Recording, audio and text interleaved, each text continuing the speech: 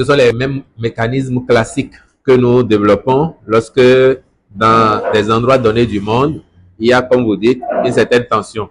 Fort heureusement, pour nous, et la communauté béninoise dans les pays en crise aujourd'hui n'est pas très abondante. Mais le ministère des Affaires étrangères suit la situation. Les services compétents, les ambassades qui gèrent ces pays-là sous leur juridiction sont informés et instruites à l'effet d'être attentives aux besoins exprimés ou aux doléances que nos compatriotes pourraient faire remonter s'ils se retrouvent dans ces localités-là. Dans tous les cas, on appelle à la prudence, comme tous les États le font.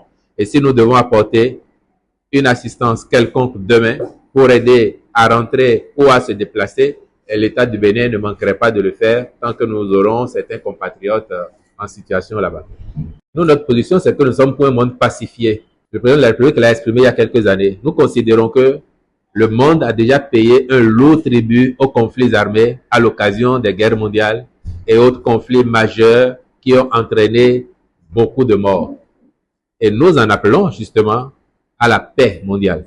Nous en appelons à ce que les belligérants fument le calumet de la paix à l'issue de négociations qui pourraient avoir lieu, dans quel cadre et sous l'égide de qui on ne définit pas, mais de notre position, nous souhaitons vraiment que le conflit puisse s'arrêter et que les populations vivent en paix.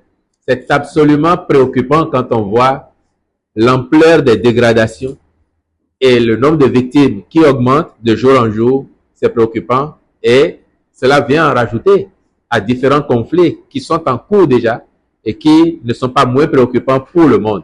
Et donc, il ne faudrait pas, de notre point de vue, que le monde bascule dans l'horreur d'une guerre générale, une guerre mondiale, comme on l'avait déjà connu. Encore qu'aujourd'hui, les conflits entre deux États, et nous les voyons, ont des répercussions mondiales, notamment au plan économique, et cela impacte négativement nos pays.